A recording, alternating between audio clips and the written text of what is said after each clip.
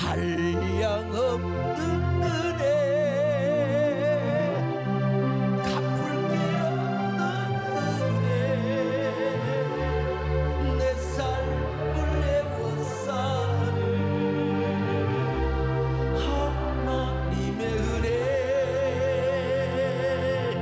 나 주저함 없이 이 땅을 밟음도 나를 붙드시니 하나님의 은혜. 우리의 신앙과 영성은 조화와 균형을 이루어야 한다고 했습니다. 먼저 수직적인 신앙과 수평적 신앙의 균형을 이루어야 한다고 했어요. 먼저는 하나님과 나와의 관계가 중요합니다. 근데 문제는 하나님과 나와의 관계는 굉장히 잘 되어 있는데 꼭 어디 가든지 다투고 싸우고 덕을 세우지 못하고 공동체 영성을 갖지 못한 사람은 이건 왜곡되어 있어요. 분명히 믿음은 있어요. 얼마나 기도도 많이 하는지 몰라. 근데 남과 하모니를 이루지를 못하는 사람. 그래서 우리는 이 수평적 신앙의 균형도 이루어야 한다고 했습니다. 두 번째로 내면적 영성과 사역적 영성의 균형을 회복해야 한다고 했죠. 우리의 내면이 고갈되고 폐허가 되어 있으면 진짜 안 됩니다. 그래서 우리는 먼저 내면이 풍성해야 됩니다. 내면이 에덴 동산처럼 참 물된 동산처럼 말이죠. 우리 내면이 막 기름지고 윤택하고 풍성해야 됩니다. 우리 내면이 저 사막과 같고 우리 내면이 참 황무지와 같고 그리고 광야와 같다면 어떻게 되겠습니까? 그러니까 그런 사람 맨날 불평하고 원망하고 맨날 가서 정치하고 다니고 말이요, 기도는 하나도 없어, 은혜는 하나도 없어요 여러분요. 그런데 여러분 이 사역, 그런데 어떤 사람은 말이죠, 그렇게 내면은 묵상을 잘하고 은혜가 충만한 것 같은데 사역적 영성이 따르지를 않아요. 그래서 그런 사람이 목회를 하면은 전혀 교회가 부흥이 안 돼. 그런 사람이 주일학교 교사를 하면은 전혀 여러분 반목회가 안 되는 거예요. 그래서 우리는 사역적 영성도 같이 있어야 된다는 거예요. 다시 말하면 우리가 사역적 신앙을 갖춰야 하는데 우리는 항상 양극단으로, 그렇다고 해서 내면의 영성은 하나도 없는 사람이 뭐 방법은 잘 알아가지고 또 막 기술은 있어가지고 굉장히 일을 잘해요. 그러나 그러면 또 나는 많은 일을 하는 것처럼 보이지만 주님께서 훗날 뭐라고 하느냐, 불법을 행하는 자들아 내게서 물러가라, 그럴 수 있어. 그러니까 우리는 내면적 영성과 사역적 영성의 조화를 이루어야 된다 이 말이에요. 여러분 우리 교회는 항상 이런 조화와 균형을 이룰 수 있기를 축원합니다. 아멘.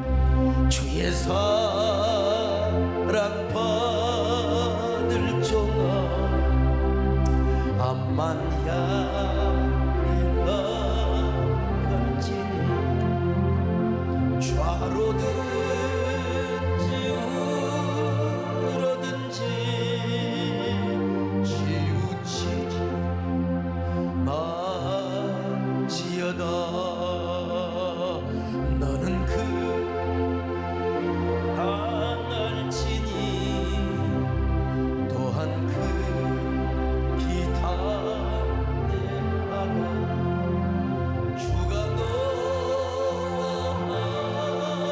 함께하니 내가 형통할 것이로다. 자, 세 번째 정말 중요한 말씀입니다. 세 번째는요, 정말 혹시 딱딱할지 모르는데 여러분 잘 들으세요. 내가 딱딱하게 절대로 안 합니다. 세 번째는 뭐냐, 보수적인 신앙과 개혁적 혹은 진보적 신앙의 균형을 우리가 이루어야 됩니다 여러분. 자, 신명기 5장 32절 같이 보실까요? 시작. 그런즉 너희 하나님 여호와께서 너희에게 명령하신 대로 너희는 삼가 행하여 좌로나 우로나 치우치지 말고. 자, 좌로나 우로나 치우치지 말로, 물론 하나님 말씀을 중심으로 했어요. 오늘날 똑같은 예수를 믿고 똑같이 하나님을 섬기는데 그 어떤 사람은 지나치게 좌쪽이고 어떤 사람은 지나치게 우적이고, 그래서 우리는 좌우의 균형을, 교회는 더더욱 그렇습니다. 우리 신앙은 더더욱 그렇습니다. 요즘 우리나라는요, 진보와 보수, 개혁과 수구 세력의 충돌로 국가의 정체성마저 흔들리고 있습니다. 좌파와 우파의 심한 갈등과 충돌로, 이게 유튜브를 보면 맨날 그거야. 아이고, 나도 한동안 그런 거 보기를 즐겨했는데 이제 질려버렸어.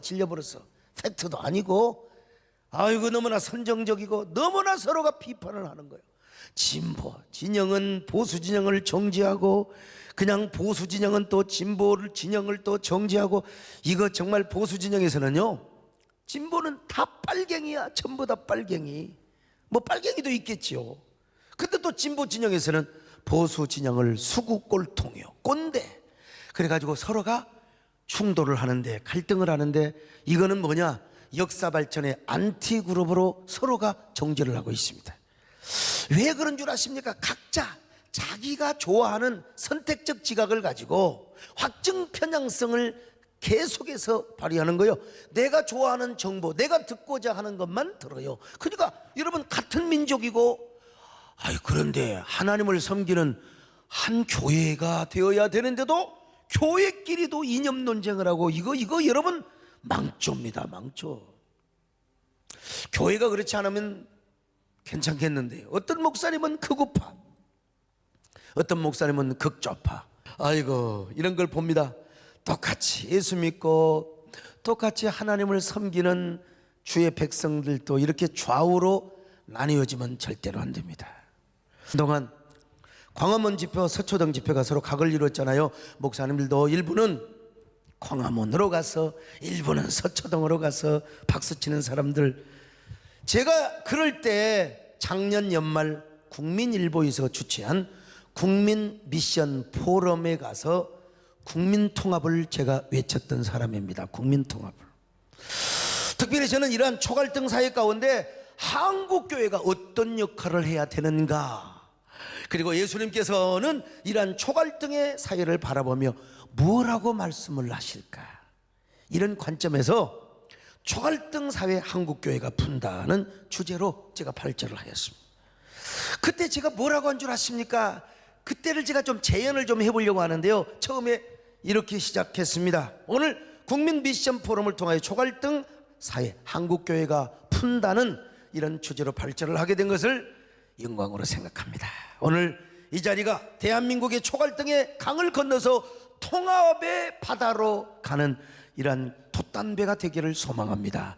적지 않는 사람들이 우리 사회가 두 쪽으로 나누어졌다고 하는데, 저는 그렇게 생각하지 않습니다. 제가 보기에는 두 쪽이 아니라 9갈래로 나뉘어졌습니다. 남북 갈등, 보수 진보 간의 갈등, 여야의 정치 갈등, 동서지역 갈등, 세대 갈등, 남녀 갈등, 빈부 갈등, 노사 갈등, 국가 간 외교 갈등 등으로 분열되어 있어요. 지구상에 이런 나라가 또 어디 있겠습니까?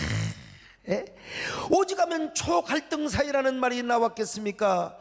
머지않아 이대로 가면 우리 대한민국은 극초갈등 사회라는 어떤 그 상황을 만들어내고 말 것입니다.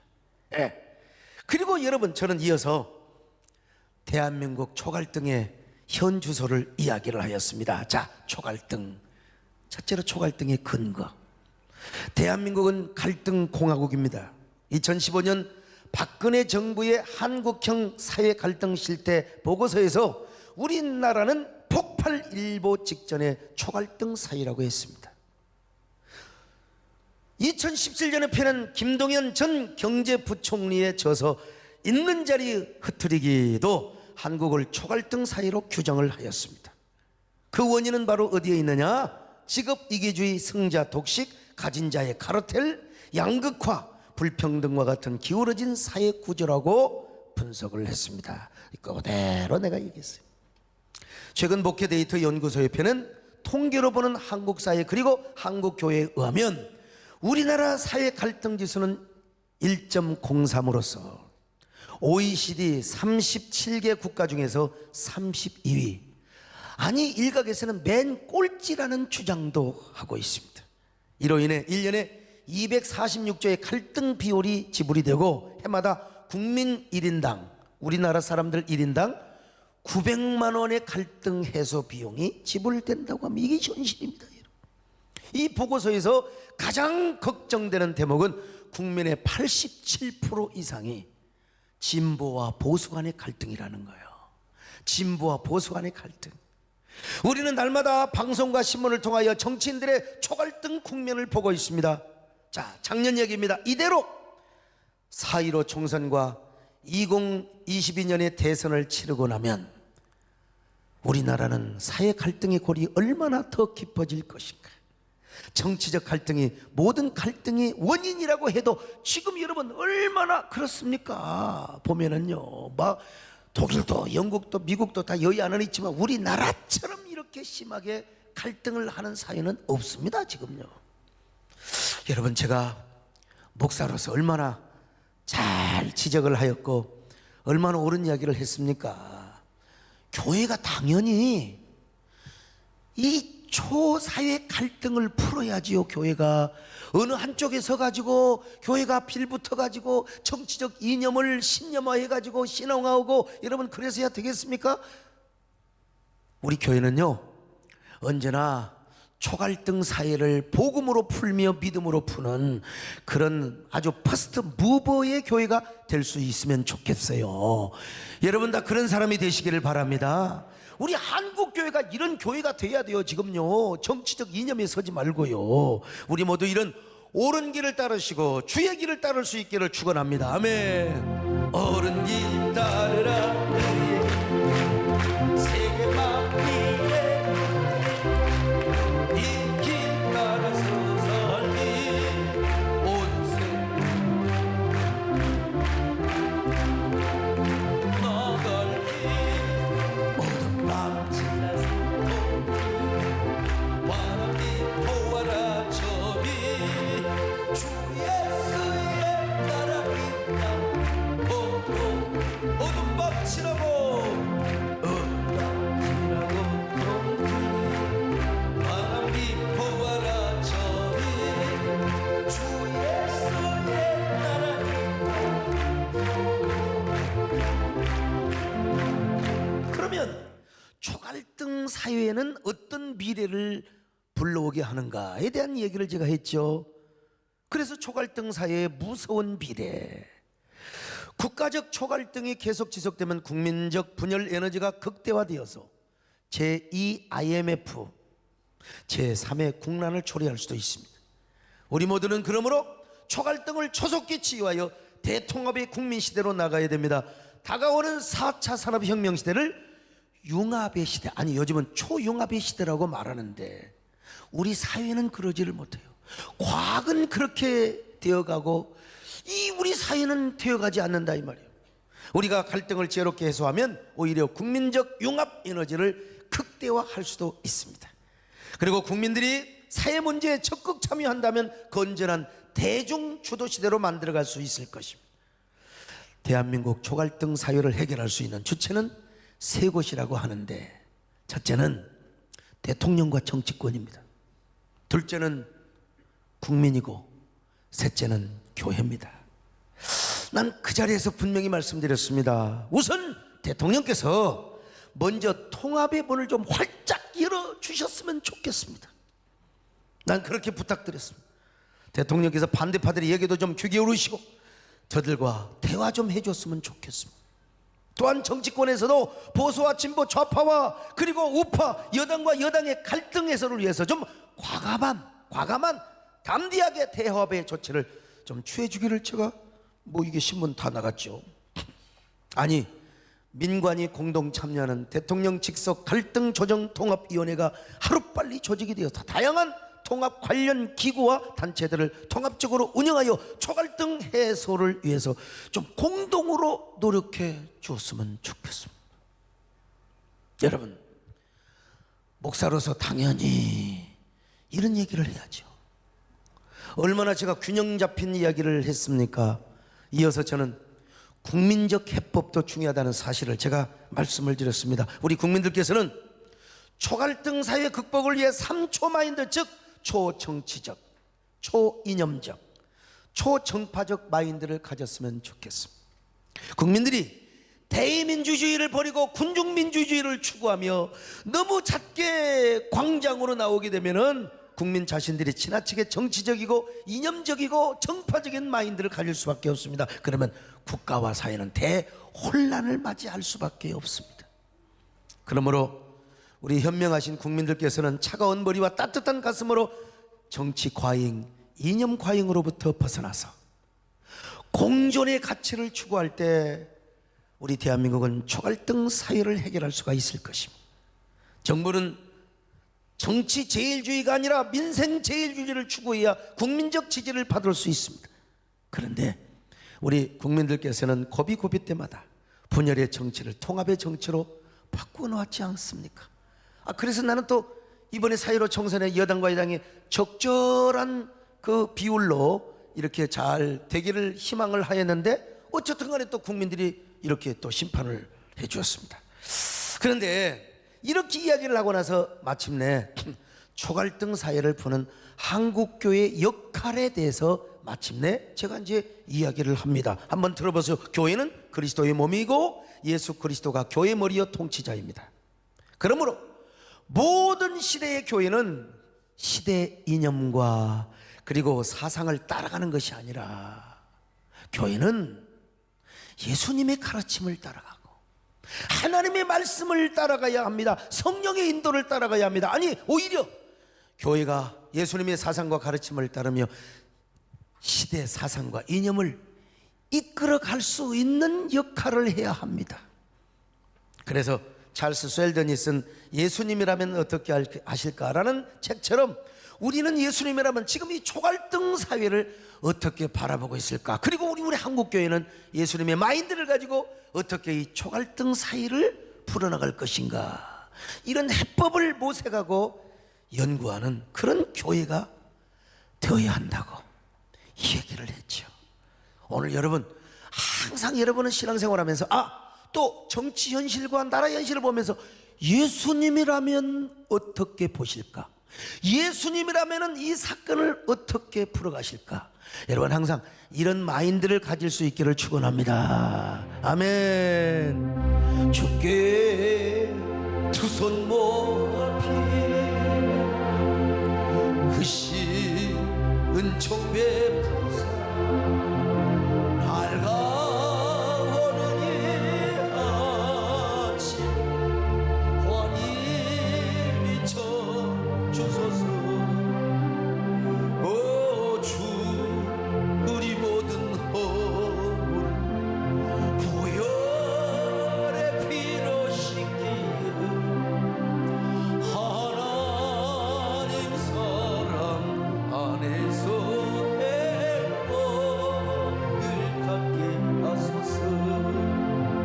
서로 믿음 안에서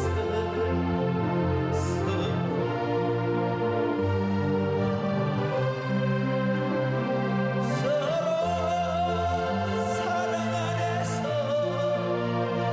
손잡고 가는 길. 오 주 사랑의 종소리 사랑의 종소리가 이 시간 우리 모두를 감사하게 하여 주. 여러분 제가 그 자리에서요 우리 한국교회 역할 네 가지를 이야기합니다. 첫째, 이럴 때일수록 교회는 신앙의 본질과 신앙의 가치를 붙잡아야 합니다. 여러분 교회도요 목회자도 원칙 중심의 목회 혹은 본질 중심의 목회를 하는 사람이 있습니다. 그런데 너무 상황과 현실 중심을 따라가다 보면 반드시 그 목회는 포퓰리즘을 따라가게 되어 있습니다. 여러분 우리 교회는 항상 예배 원칙, 우리는 본질의 가치를 붙잡잖아요. 그러니까 코로나가 와도 크게 지장이 없어요. 고위험군들 내가 나오라고 할 필요는 없죠. 그분들 온라인으로 말씀 듣고. 그렇지만 여러분 우리 교회가 그냥 거의 변화가 없어요. 근데 너무 현실 중심, 너무 이게 상황 중심을 따라가다 보면 시대 가치와 자꾸 시대 이 자꾸 이 눈치를 보게 되는 거예요. 그러니까 그냥 예배가 셧다운이 되고 완전히 락다운이 돼버려요. 락다운이 돼버려요. 그래서 여러분, 원칙과 가치 중심, 본질 중심이 굉장히 중요한 겁니다. 그래서 제가 그런 말씀을 드려, 교회마저 진영 논리에 빠지거나 편가르기 해서는 절대로 안 됩니다. 요즘 일부 기독교 지도자와 교회는 진영 논리를 신앙화하는 위험한 발상, 그 분위기를 조성하고 때로는 너무나 과격한 언어와 행동을 하는 걸 보게 됩니다. 예수님 당시에도 이스라엘에는 열심당원이 있었습니다. 당시의 시대 논리와 이념으로 볼 때는 이 열심당원은 애국자 중에 애국자였어요. 많은 국민들의 지지도 받았습니다. 그러나 예수님은 그들을 동의하지 않았어요. 오히려 칼을 쓴 자는 칼로 망하리라. 우리가 성경의 가치를 지키기 위해서는 보수적 성향을 갖는 것이, 이건 당연한 겁니다, 여러분. 사실 정파적인 것만 아니라면 당연히 보수 정당과 같이 가야 될 수밖에 없는 게 우리 한국교회 입장이죠. 그러나 성경에서는 진보적인 가치도 많다는 사실을 또 우리는 알아야 됩니다. 그런 의미에서 성경은 오늘 뭐라고 했어요?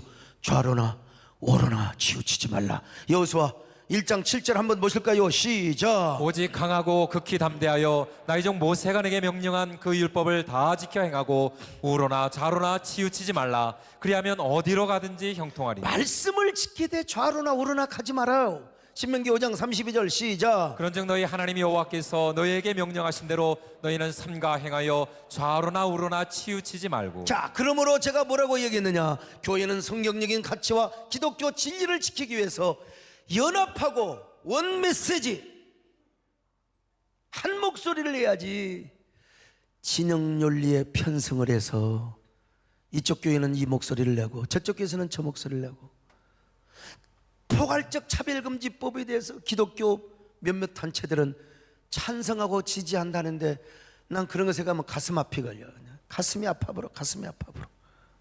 여러분, 우리가 동성애자들을 미워하자는 게 아니요. 그러나 그 포괄적 차별금지법으로 국민 전체를 족쇄를 채워버리면 이 세상은 완전히 감시자, 초감시자, 고소자와 고발자로 가득하게 되고 오히려 더 많은 사람들이 역차별을 받게 되는 거예요. 그러니까 우리가 진짜 진리를 알고 주님의 가치를 안다면, 그리고 창조의 원리를 안다면 어떻게 그럴 수 있겠습니까? 이 교회가 원 메시지를 내지 못하는 거예요.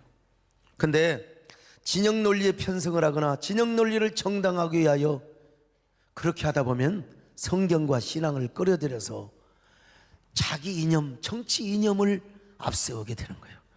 오히려 교회의 이러한 행태가 초갈등 사회를 자극하고 갈등 공화국을 만들어 가야 한다는 사실을 알아야 합니다. 내가 이렇게 얘기를 했어요. 얼마나 멋있는, 여러분 얼마나 진짜 이 땅의 사회 통합, 내가 사실은 위원장이 될 정도로 저는 이런 균형 있는 이야기를 제가 했던 겁니다. 자, 그래서 이어서 제가 그러기 위해서 우리 교회가 신앙의 가치와 본질을 붙잡고 나서 그 다음에 두 번째를 뭐 해야 되느냐? 이제 연합하여 기도해야 된다고 했습니다. 근데 기도는 어떻게 하느냐? 자기 욕심, 자기 이념을 끌어들여 가지고 그 이념을 이루기 위한 기도가 되면 안 되는 겁니다, 여러분. 우리가 태왕사식이라는 드라마를 보면은 관미성의 성주 철호라고 하는 사람이, 이건 물론 뭐 드라마이긴 하지만 청룡의 신문을 가슴에 품고 있을 때 얼마나 가슴이 아파가지고, 얼마나 가슴이 아파가지고요. 한국교회도 이 시대의 아픔과 현실을 가슴에 껴안고 눈물로 기도해야 한다는 사실을 제가 강조했습니다. 한국교회의 아픔의 기도가 초갈등 사회에 전이 되어 상처와 갈등의 쓴뿌리와 가시를 불사르는 화목제물이 되자고 제가 그렇게 역설하고, 오늘 그런 의미에서 기도의 날을 가져야 된다, 그런 주장을 하였는데요. 얼마나 아로새긴 은정반에 내가 왜 지금 이런 말씀을 드린 줄 아세요? 이 균형적인 영성이 얼마나 중요한가.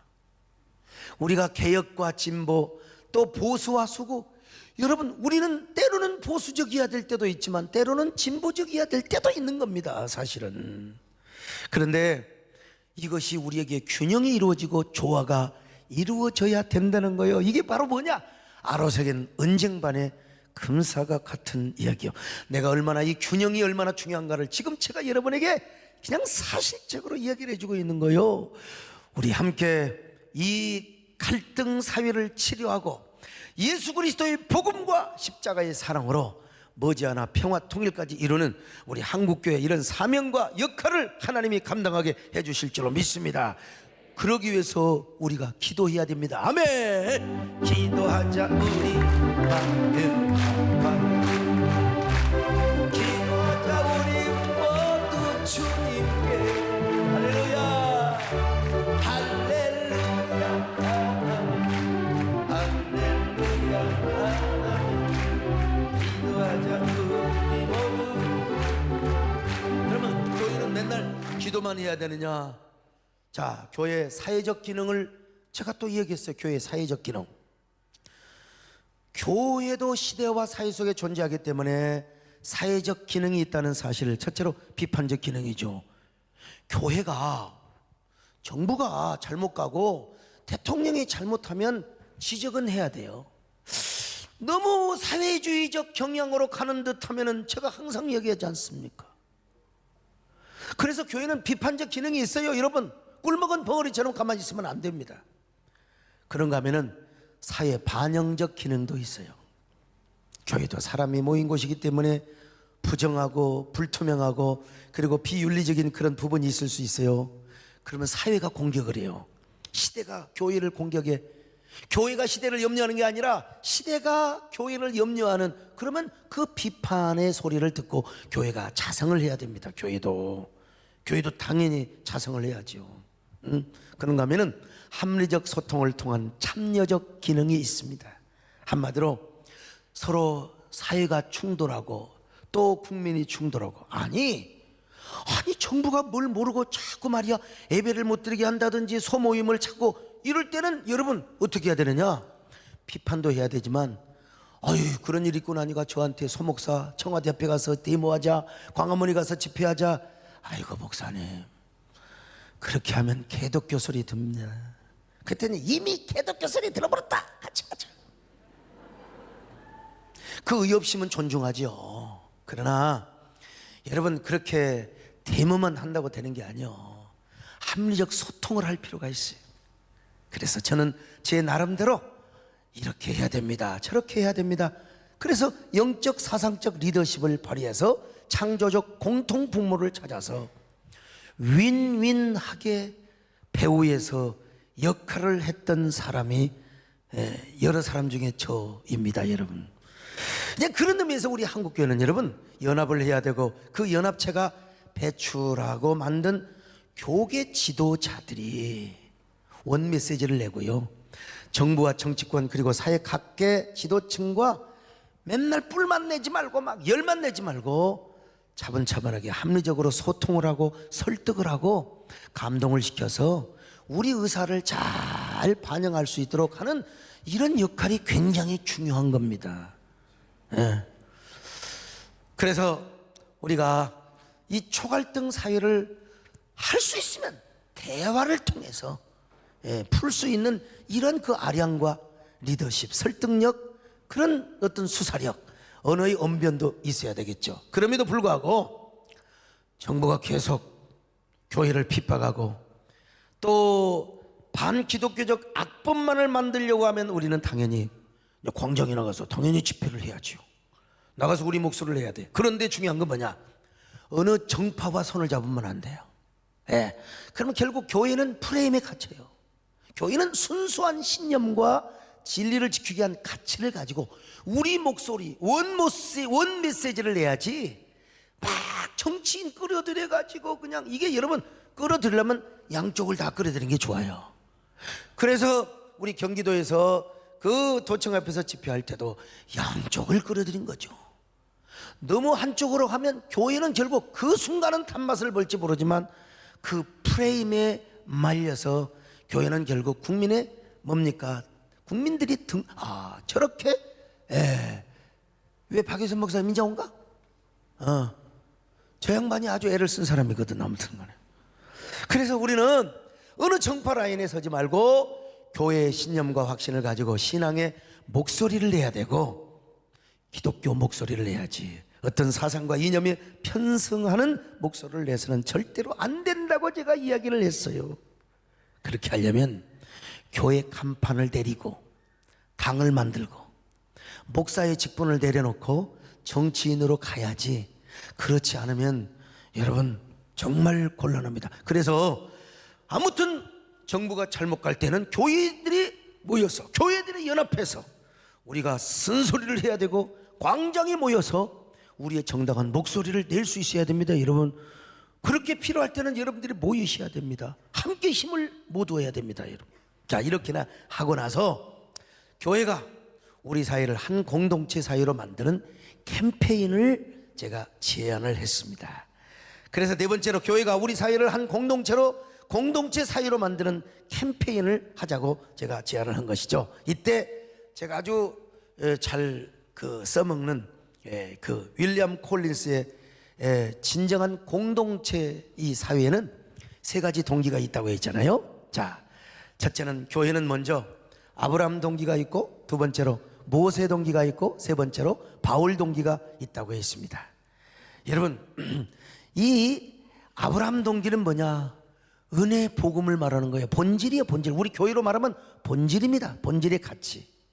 그런데 이 M 동기는 모세 동기로서 이게 자꾸 M 동기는 어떤 제도, 어떤 규칙, 교회 안의 정관, 그 전통의 여러 가지 어떤 그 굴레들을, 이게 M 동기를 말하는 거예요. 그런데 그런데 우리 교회도 보세요. 아무리 은혜가 충만하고 아무리 성령이 충만해도 교회가 거대 조직이다 보면 갈등이 생길 수가 있어요. 그리고 교회 규약이 있고 규칙이 있고 그러잖아요. 총회로 올라가면 더 그렇습니다. 그래서 이 M 동기는 자꾸요 A 동기를 눌러버리려고 해요.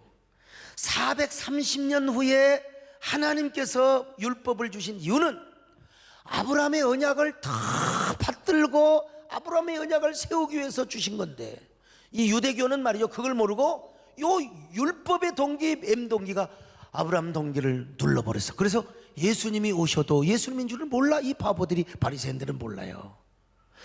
자, 그런데 교회 안에서는 뭐가 있어야 되나? 바울 동기라는 겁니다. 복음도 율법을 피해서는 안 되고 율법도 복음을 대적해서도 안 된다. 이게 이제 이 사도 바울이 그런 얘기를 했지 않습니까? 이런 바울 동기가 있을 때 교회 안에서 복음과 율법이 선순환을 이루며 한 몸의 공동체를 이루게 된다는 윌리엄 콜린스의 이 3동기 이론을 제가 우리 대한민국 사회에 적용을 해본 것입니다. 지금 우리 사회도요, 대한민국이라고 하는 순수한 가치와 역사적 정통성이라고 하는 A동기가 있어요.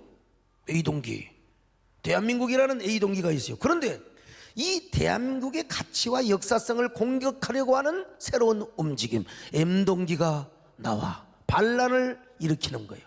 그래서 대한민국의 정치와 대한민국의 가치와 역사적 정통성을 부인하고 헌법을 뜯어고쳐서 사회주의로 가려고 하는 이런 움직임이 여러분 보인다 이 말이죠.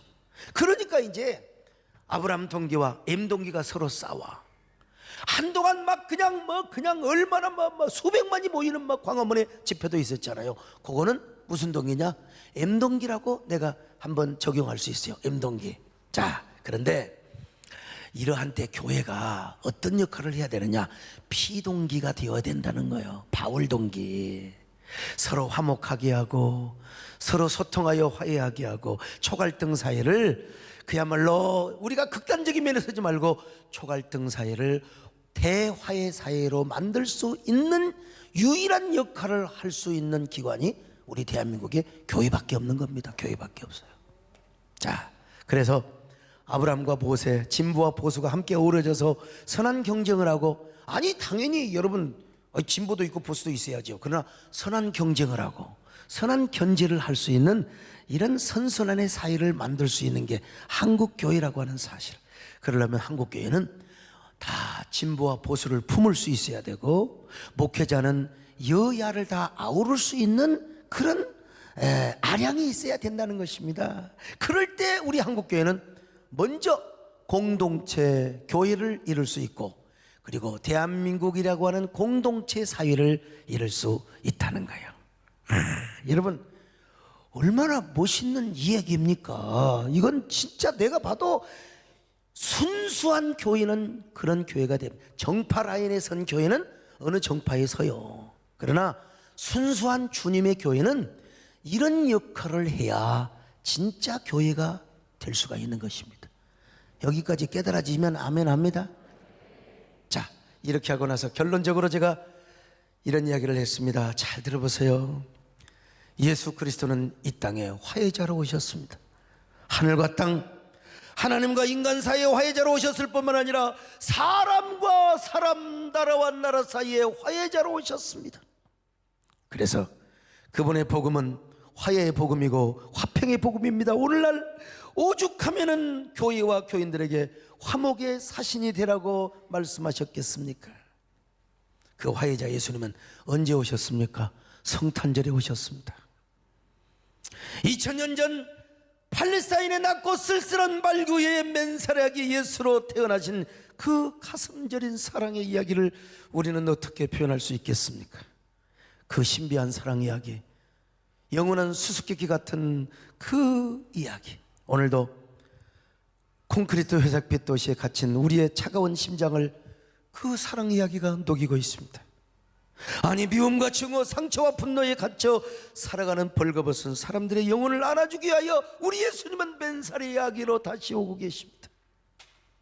나는 그래서 이 자리에서 한국교회를 향하여 구체적이고 현실적인 제안을 드리고자 합니다. 지금 이 말이 아니라 그때 그랬다 이 말이죠. 한국교회는 올해 12월 25일 성탄절을 대한민국 대화합의 날로 선포합시다. 성탄절에 예수님께서 세상을 구하고 화해를 오시기 위해 오신 날이라면 이번 성탄절이야말로 우리 대한민국 사회를 대화합의 사회로 만들어 봅시다. 그래서 성탄절 날 오후 예배 때 청계천에서 우리 한국교회가 연합하여 진짜 한국교회 입장을 이야기하고 싶었어요. 그렇게 하려고 했는데 못했습니다. 못한 이유는 말씀드리지 않겠습니다. 못했어요. 안 하는 것이 오히려 화합에 도움이 된다는 결론에 도달하였기 때문에 그렇습니다. 여러분, 어쨌든 얼마나 제가 당시로서 멋진 제안을 했는지 몰라요. 우리 한국교회가요 정말 순수해야 됩니다. 복음으로 순수해야 됩니다. 기독교의 가치와 성경의 진리를 지키기 위해서 우리는 정말 싸워야 하지만 어지간하면 소통하고 어지간하면 여야를 품을 수 있고 어지간하면 진보와 보수를, 왜? 그들은 우리의 선교의 대상이에요. 여러분, 우리가 죽어라 한국교회 지금 힘 모아봤자 20%밖에 안 돼요. 나머지 80%는 우리가 전도를 해야 되고 그들을 설득하고. 여러분, 우리나라가 지금 기독교 국가가 아닙니다 지금. 그리고 미개할 때 뭐 6.25 바로 끝나가지고 이승만 대통령이 정권 잡고 이럴 때가 아니에요. 지금은 시대가 확 바뀌었어요.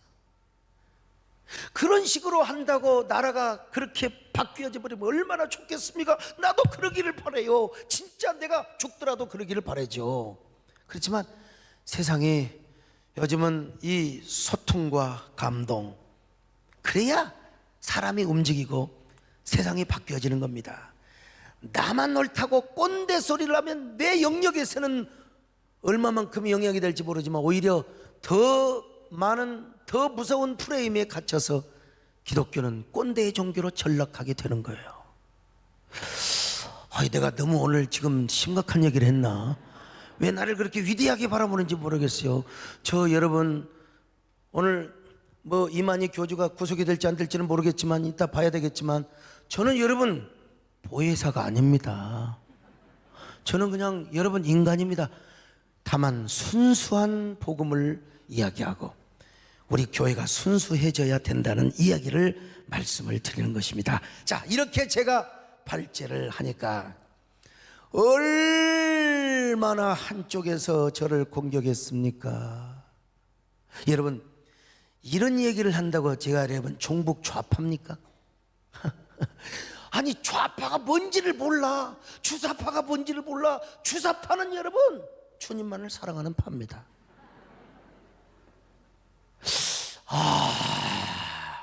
저는 그래도요, 제가 정말 인내하며 다 품고 어쩔 수 없이 제가 뭐 한 사람을 제가 명예훼손으로 걸긴 그랬지만 바로 사과하니까 저는 바로 용서하고 바로 했습니다. 왜?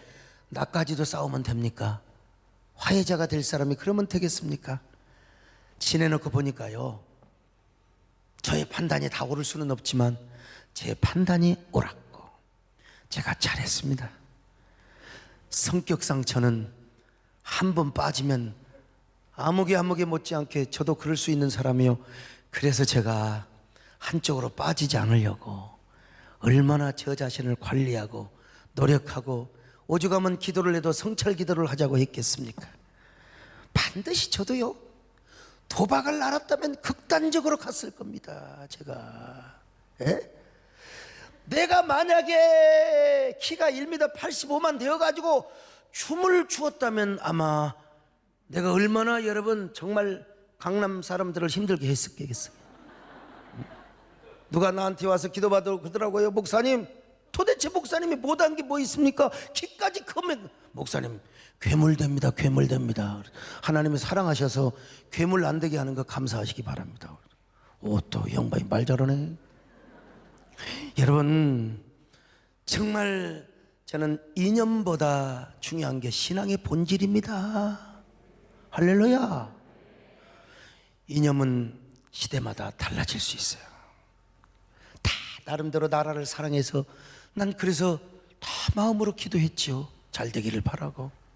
그러나 신앙보다 이념을 앞세우면 반드시 시험 듭니다. 상처받습니다. 이게 아니었는데 극단적으로 가게 되어 있어요. 이단이 그래서 나옵니까?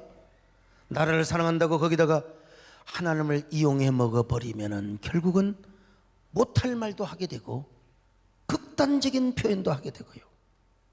그래서 우리는 하나님 사랑과 이웃 사랑을 하게 되고요. 또 우리는 보수적인 신앙과 저 진보적인 신앙의 영성이 조화를 이루어야 돼요. 조화를 이루어야 돼요. 당연히 우리가 대한민국 국민으로서 당연히 안보와 국방, 여러분 평화도 힘이 있어야 나라를 지키는 거요. 힘도 없는 것이 뭐 우리 화해하고 살자고 이게 통하겠습니까? 여러분, 제가 힘이 없이 어떻게 이야기를 하겠습니까? 교회에서도 힘이 있어야지요. 힘이 있어야 되는 겁니다. 근데 힘도 없는 것이 말이요, 그냥 전쟁이 일어나면 당장 져버릴 사람이 화해하죠. 그러면 안 돼. 그런 의미에서 우리 대한민국은 안보력과 국방 그리고 한미 관계, 이건 뭐 당연하지. 대한민국 국민으로서 아주 극좌파가 아닌 이상. 그러나 우리가 민족의 화해와 평화 통일을 하는 데 있어서는 열려있는 마음을 또 가져야 돼. 맨날 전쟁만 하자고 하면 안 돼요. 전쟁하면 어떻게 됩니까? 여러분 100만 200만 죽어보세요. 나라가 어떻게 되는가. 그래서 그런 것처럼 우리는 우리의 신앙도 때로는 당연히 우리는 보수적인 신앙이어야 되지만 이웃을 사랑하고 플랫폼을 실천하며 공유 사회를 이루는 데 있어서는 어느 정도 교회가 열려 있어야 됩니다. 그렇다고 극단적인 사회주의로 가자는 건 절대로 아니에요. 예수님은, 우리는 나눔과 분배를 이야기하더라도 거기는 예수님의 중심과 예수님의 사상이 있어야지. 네오막시즘, 문화막시즘 같은 그런 마음을 가지고 여러분 막 그냥 우리가 이 공유사회를 만들고 분배사회를 만들자, 천지차이야. 우리는 예수 그리스도가 중심입니다. 왜 제가 오늘 이런 말씀을 드리느냐? 적어도 우리 교회는 보수와 진보의 균형을 이루자는 것입니다.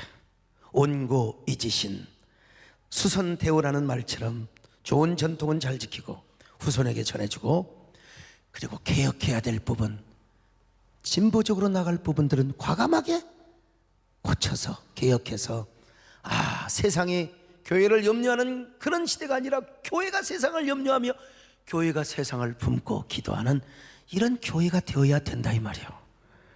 그런 의미에서 저는 감히 여러분 앞에 말할 수 있습니다. 저는 아주 신학적으로나 사상적으로나 그리고 사고적으로나 균형이 있는 사람이라는 사실이에요. 균형이 있다고 해서 양다리를 걸쳐가 가랭이가 찢어지는 말이 아니에요, 여러분요. 중용은 무엇을 말하는 줄 아세요? 자기 중심을 철저하게 지키되 자기 정체성을 갖되. 우리 종교에는 다 품고 기도할 수 있어야 됩니다. 교회가 그래야 됩니다. 예수님이 이 땅에 오셔서 이러한 사실을 가르쳐 주셨어요.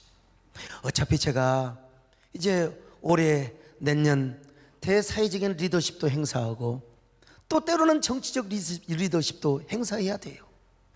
오늘 여러분들 왜 이런 얘기까지 작년에 했던 얘기까지 다 말씀을 드리느냐? 여러분들이 바로 균형을 갖추며 저와 함께 동역을 하자는 의미에서 제가 이런 말씀을 드리는 겁니다. 동의하시면 아멘합니다. 할렐루야.